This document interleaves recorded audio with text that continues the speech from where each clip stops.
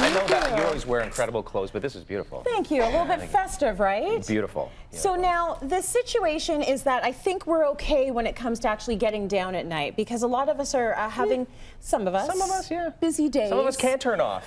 That some of us can't turn off. I know for me, I am counting down the days, the hours to bath, book, and bed with the kids, so I can just put my head on a pillow. And then around 1, 2 o'clock, bing, boing, I'm up. Yeah. What is going on? Well, first of all, sleeplessness in general is an epidemic. It's a silent epidemic and actually contributes to a whole host of different health conditions, heart disease, obesity, even diabetes. You know, too much sleeplessness and you've got problems regulating blood sugar. It's an epidemic. Okay. But the real issue is sleep architecture and the fact that we're not staying asleep in that happy sleep zone. It's the zone. What is the zone? So it starts with, it's kind of like stepwise. You start at the top, step 1, you go down to step 2, step 3, step 4. This is the deepest phase of sleep you can be in before you bounce up into step 5 or REM. Now this is when you dream, and most people think, oh, I got to dream more because that's the deepest phase of sleep. No, that's the lightest phase. Your happy zone is stage 3 and 4. Okay. So what we're talking about today is how you can best stay in that state, sleep 3 and 4 stage for the longest amount of time. Because your body, it's not about the hours you clock on the pillow or the 7 to 8 hours you need. The average person needs 5 of these full stage 1 all the way down to stage 4 and then up to REM. 5 of those. And the average person takes 90 minutes to accomplish one.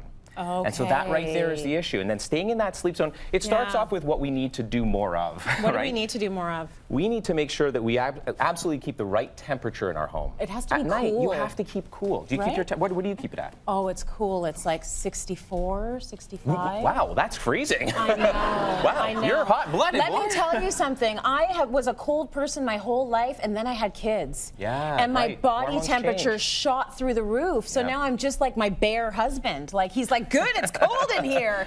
We're both like that now. Predict the future. 10 years from now, you guys are going to be fighting for the covers. Maybe, yeah, probably. maybe. So 68 degrees, that's the average you want to be keeping your home at night. And most of these smart thermostats, you can do that in advance. Make sure you keep that down low. Exercise is so important.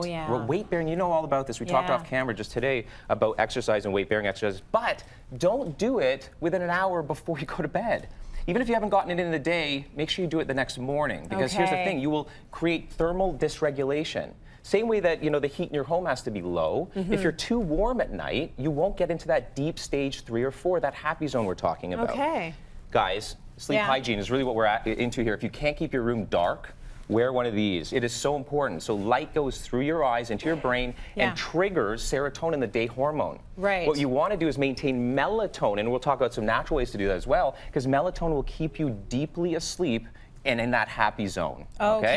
And you have to spend a lot of hours in that happy zone to be rested in the morning. The majority of your time should be in that happy zone, and that's it. So you can sleep 8 hours, but in that stage 3, or you're bouncing up into stage 2. That's not going to feel refreshed. Your cells don't rejuvenate. You're going to age quicker. Again, it's going to contribute to heart disease. I have a notebook out here for an important reason. Most of us go to bed with that list in our head. You know what? Create that list. It's an important list, the to-do list for the next day. We all have one, and it's a big one normally, right?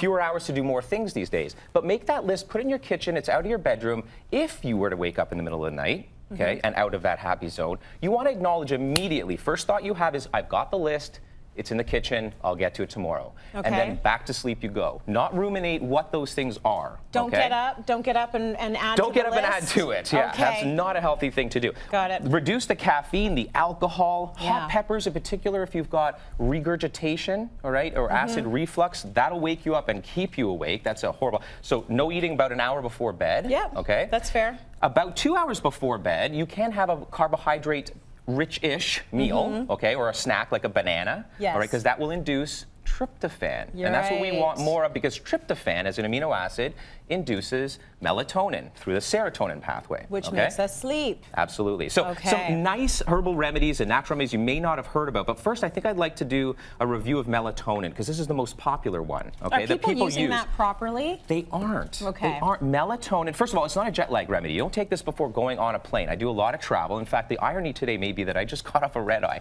So don't do what I do. Do as I say. He hasn't slept. Don't worry. I'm a little sleepless today. So melatonin, I hear this all the time in the airport. I'm going to take my melatonin before I get on the plane. I'm like, no, it's not a jet lag remedy. What you want to do is take melatonin, 1 milligram per 50 pounds of body weight. about an hour before your intended sleep time, in that time zone. Okay, so for a lot of us who are traveling this time of year, 1 milligram per 50 pounds of body weight before you go to sleep. An hour before you go to sleep in that time zone. Right, don't take it as, so look at the time you want to go to sleep. It's 11 o'clock, you take it at 10 p.m. in that time zone for about 3 days to adjust. Now, liquid forms, those are fast acting. Okay. But folks that can't get into that happy zone, look into tablet form that is slow release. Okay, that's important. DHA, this is a type of fish oil extract, omega-3. Studies show that that improves sleep. Okay. All right. Theanine, this one here, theanine is an amino acid. Anyone who's got a diagnosis of ADHD, all right, attention deficit, theanine is shown an improvement in sleep, and that is the most recuperative, the most important thing for these individuals. So theanine, daily, morning and evening, it's not a stimulant, but it acts to increase focus, attention, and alertness, but it'll also induce sleep, which is a really, it's out of green tea extract. Hops. Hops and valerian, really good studies to show hops gets us into that happy zone. So, you know, smell this. The hops are in beer now. That's absolutely right. So can we just drink beer? No, unfortunately you can't drink beer because the alcohol, once again, is a bit contraindicated. And of course, you're putting on weight and all that stuff, absolutely.